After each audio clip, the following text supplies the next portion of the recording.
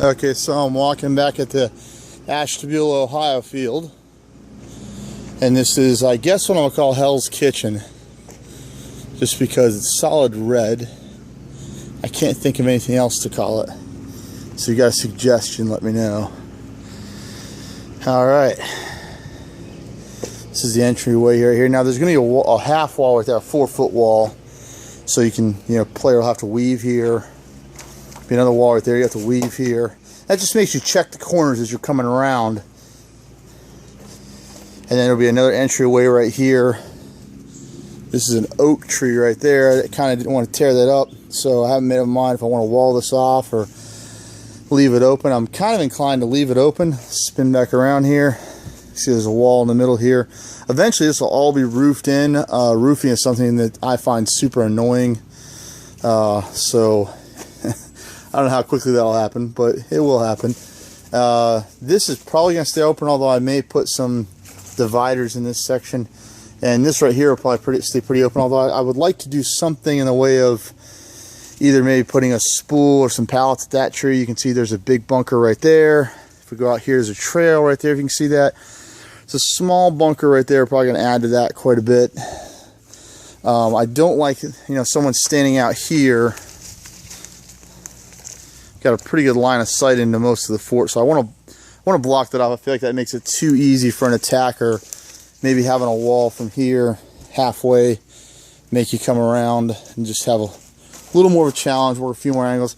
Right here, I'm either gonna do something to wall this in, make from this post to that post, make this more like a room. I'm debating building a small, 2-3 foot platform, because that would allow you to shoot over all of these.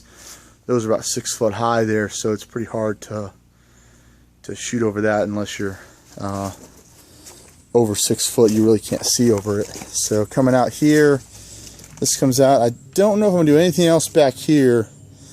I think this will be kind of the end of the fort right here. We will have some slats.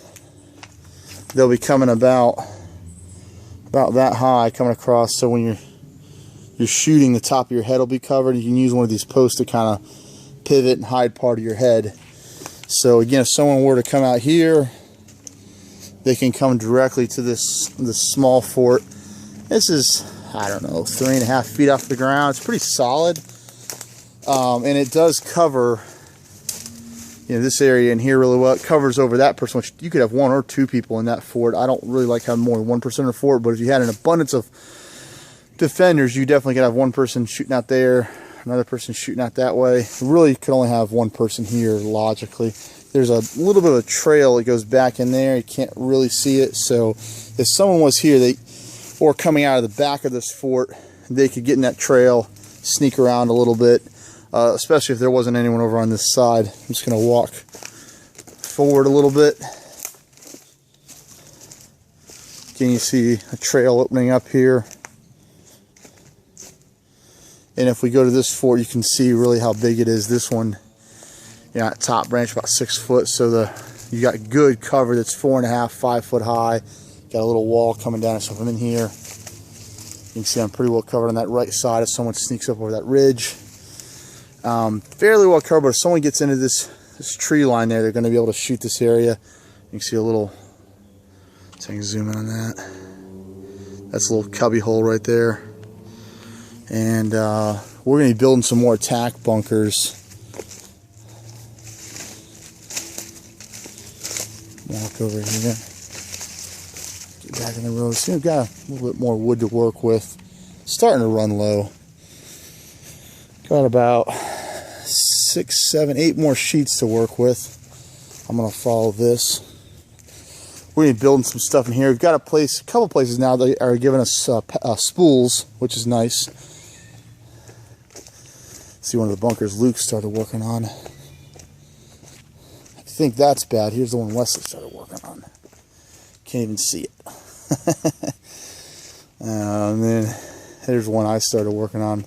Just mainly because there's a pile of dirt there, but a little more impressive if we get over here is we added this spool right here, which isn't, it looks like it's almost in a useless spot because most people are used to attacking White Castle over there. But eventually people are going to be fighting up and down this road a lot. They're going to be doing that because there's eventually going to be some forts in there. And when you're putting a lot more forts in here as you're attacking Hell's Kitchen, this is going to be a really pivotal bunker that the defense is not going to want to give up easily, because if they lose that, they're going to have a hard time holding on to this side. And once you have a 2-3 side attack, you start to enclose that that fort in. The people in there are going to be getting hit from different directions. I mean, they're not looking at the angles they're getting shot at, because they're getting shot from 2-3 different directions, and they're getting hit in the side of the head. It's much easier, you know, if you can kind of see someone aiming at you, see someone shooting at you, to duck and take cover.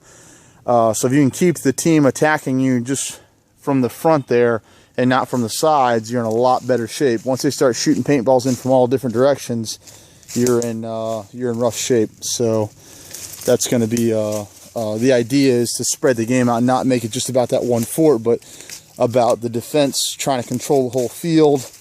And usually a game like that's 20-30 minutes. We usually set things up to where attackers have unlimited respawns. Usually the attackers will eventually win. It's sort of a matter of how long does it take you and how many people get shot out while you're doing it. So just gonna walk this trail real quick. This bunker really needs to be rebuilt down here. One of the nice things about this field is this creek bed makes a natural trench, and we've gotten a ton of rain, and you still got it running pretty. It's not super high, you know what I mean? It runs high for a while, but it's a good bank right there that you can take cover behind. And that little stick pile, if you're right there, I wouldn't want to be standing right in the water, but allows you to get up here. The bigger concern for me immediately is getting something right here, maybe up against some of these trees, whether it's spools or pallets.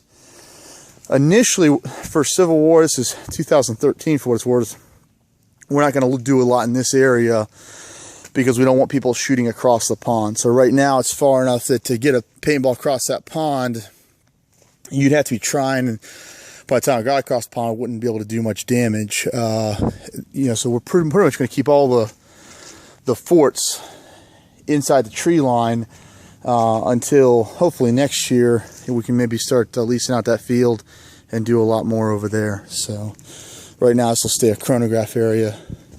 We are going to cut down a few of these trees, probably if we can get that one without having an engineering disaster. It should fall almost directly where I'm standing, but that's just a junk tree that we can pile up and make forts out of. So probably cut that out. And that's it. Hope you enjoy seeing the new forts.